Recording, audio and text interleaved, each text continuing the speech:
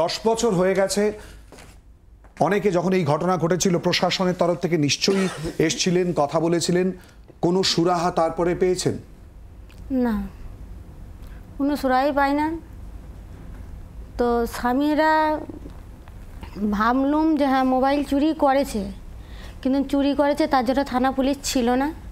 তার জন্য তো থানা পুলিশ ছিল, তাকে মেরে ধরে তাকে থানায় দিতে পারত, কি হসপিটালে ভর্তি করে দিতে পারত, সেটাও করেনি। কোরবান স্যার নাম ঠিকানা কিছুই জিজ্ঞাসা করেনি, যে উনি কিসের তারে এসেছে না এসেছে এসব কোনো কারণই জিজ্ঞেস করেনি। তাকে এমন ধারে মেরেছে, তাকে বেলেট দিয়ে সারা শরীরটাকে পুরো পেঁচিয়েছে। যখন আমাদের গোসল দেওয়া হচ্ছে দেখছি পুরো এই শিরাগুলো পুরো কেটে কেটে বের করে নিয়েছে। কী অপরাধ করেছিল উনি? অপরাধটা কী করেছিল? না না মানুম তোমাদের কথায় আমি আসি, না ফোন চুরি করেছিল, তার জন্য থানা পুলিশ ছিল না, তাকে থানা পুলিশে দিতে পারলো না। তো আমার স্বামী তো বেঁচে থাকতো না, কিন্তু আমার স্বামীকে নিয়ে আমাদের কি দশাটা করতেছে বলো তো? আজ 10টা বছর আমি কিভাবে আমার ছেলেদেরকে আমি মানুষ করতেছি, আমি কি খাচ্ছি, আমার ছেলেদেরকে কি খাওয়াচ্ছি, কি পড়াচ্ছি, কি মাখাচ্ছি, কেউ আশপাশে কেউ জিজ্ঞাসা করতেছে? কেউ জিজ্ঞাসা করেনি। যদি মরে যেতাম আমার স্বামীর সাথে 10 বছর আমার 5টা বা 4টা বাচ্চাকে নিয়ে তখন মরে যেতাম। তখন আমার ওই বাচ্চা ছিল আমার 3 মাসের পেটে, 6 মাসের পেটে। দেখি বাবা একটুখানি কাছে এসো তো, তুমি এসো এসো। ও যখন আমার পেট থেকে পড়লো 3 মাস থেকে আমি ওকে ফেলে রেখে দিয়ে লোকের বাড়ি কাজ করা থেকে আজ থেকে আমি লোকের বাড়ির দাসিগিরি খাটতে গেছি, লোকের চাকরানিগিরি খাটতে গেছি, তার ওদের কাপড় কেচেছি, সায়া কেচেছি। কেন? আমার স্বামীকে মারে ফেলবার জন্যে তো। আর যদি আমার স্বামী বেঁচে থাকতো তাহলে এত দুঃখ কষ্ট কিচ্ছু যন্ত্রণা সহ্য করতে হতো না। আলু সেদ্ধ ভাত খাওয়া হতো তাতেও শান্তি থাকতাম আমি, কিন্তু না। কেন আমার স্বামী কী অপরাধ করেছিল যে আমার স্বামীকে মেরে ফেললো? আজ আমাকে এই নরকের মধ্যে আমাকে নিয়ে আসলো। কেন আসবো আমার স্বামীর জন্য? কেন এই নরকের মধ্যে আসবো? কেন আজ আমার এই ছেলেটা 9 বছর হয়ে গেল, ছিল আমার 6 মাসের পেটে, আর সেই ছেলে 9 বছর হয়ে গেল। কারোর একটা লজেন্সের পত্র নেই আমার ছেলেদের। দিদি আপনি একটু জল খান, একটুখানি জল খান।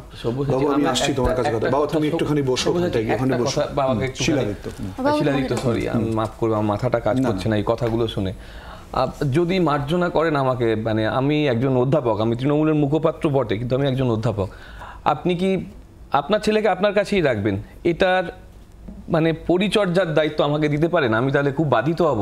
আমি সবার সামনে কথা দিচ্ছি যে এর সম্পূর্ণ খরচা আমি করব, মানে এর বড় হওয়া অবধি 18 বছর বয়স অবধি এর যা খরচা মাসিক আমি আপনার কাছে পৌঁছাতে চাই। যদি এইটা আপনি আমাকে মাফ করবেন। এই কথাটা আমাকে সবাই বলেছিল, আমার 4টে ছেলের ভারপান্না নিয়েছিল, সবাই নিয়েছিল আমার 4টে ছেলে। আমি অধ্যাপক হিসেবে বলছি, আমি কোনো দল থেকে বলছি না। আমি তার জন্য আমি তোমাকে বলছি না, কিন্তু এই 4টে ছেলের আমার ভারপান্না নিয়েছিল। কে বলেছিল তোমার ছেলেকে হোস্টেলে ভর্তি করে দেবো, করে দিয়ে ওদের চাকরির সামেদ আমি বের করব। উনি চেষ্টা করছেন, উনি নিজের তরফ থেকে উদ্যোগ আমি দেখুন ক্যামেরার সামনে বলছি, আমি ক্যামেরার সামনে বলছি, আমি কিন্তু পুরো বিষয়টা জানার পর, কারণ ইতিমধ্যে এই ঘটনা সামনে এসেছে, 10 বছর হয়ে গেল।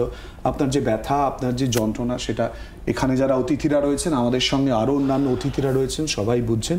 সেই জন্য বলছে আমরা বরঞ্চ প্রত্যেক প্লিজ আমরা ও তো একটা বলেছে আপনার যাতে একটুখানি সুবিধা হয় তার জন্য আপনিও ভাবুন। প্রদীপ্ত আপনাকে প্রস্তাব দিয়েছে, ব্যক্তি প্রদীপ্ত সেই হিসেবে প্রস্তাব দিয়েছে, আপনিও একটুখানি ভাবুন।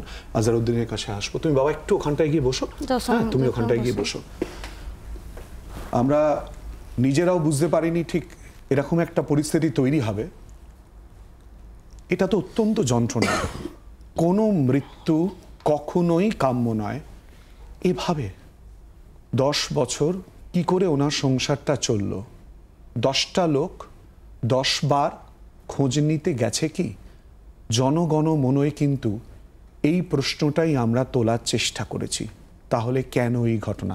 প্রীত প্লিজ একটু নিজেকে সামলে নাও, আমরা আলোচনা করব, তরুণ জ্যোতির কাছে আসবো। ঠিক এই জায়গা থেকে আমরা প্রশ্নটা তুলে ধরার চেষ্টা করছি। প্রথমাদি যে প্রশ্নটা আসছে, রাগের বশে, উত্তেজনার বশে যদি এই হারে ঘটনা ঘটতে পারে সমাজ ব্যবস্থায়, তার তো মারাত্মক প্রভাব। কি করে, মানে মানুষ এটা কিরকম ভাবে করতে পারে প্রথমাদি?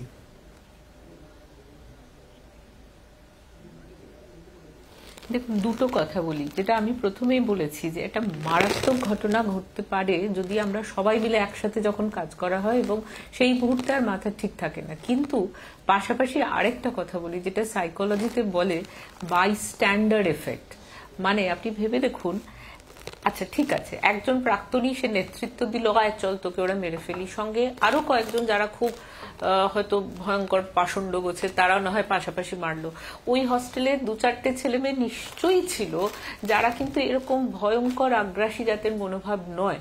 তারা কেন চুপ করে দাঁড়িয়ে দেখলো? তারা কেন একটা ফোন করলো না? কিংবা এই ক্ষেত্রেও ধরুন, আমরা তো ভুলে গেলাম না, এই যে ছোট্ট ছেলেটি, তাকে নিয়ে তার মা লড়াই করলেন, আমরা ভুলে যাই কেন? এটাকে বলে বাইস্ট্যান্ডার এফেক্ট।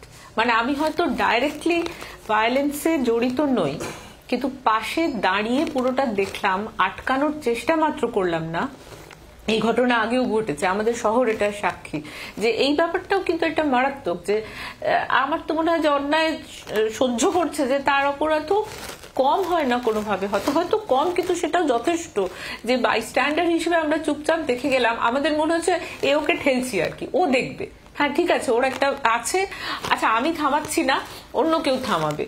আমি তো একটা ফোন করতে পারতাম। ধরুন আমি হস্টেলের বারান্দা থেকে দেখতে পাচ্ছি এই ঘটনাটা ঘটছে যাদবপুরে র্যাগিং এর সময়। আমার অবাক লেগেছিল যে বাকিরা একটা ফোন করতে পারলো না তাদের অধ্যাপকদের যে এই ঘটনাটা ঘটছে ম্যাডাম বা স্যার আপনি চলে আসুন।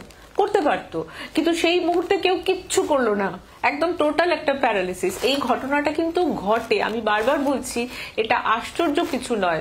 মানে যতই অদ্ভুত শোনাক না কেন, এই ঘটনা ঘটে থাকে দেশে কালে, এবং এটা আটকানোর দায়িত্ব একটা তো আমি বারবার বলবো প্রশাসন বা ইত্যাদি ইত্যাদি, কিন্তু আমাদের নিজেদেরও, আমরা যেন খেয়াল রাখি কোথাও যখন অন্যায় সংঘটিত হচ্ছে আমি যেন না ভাবি যে এটাই স্বাভাবিক।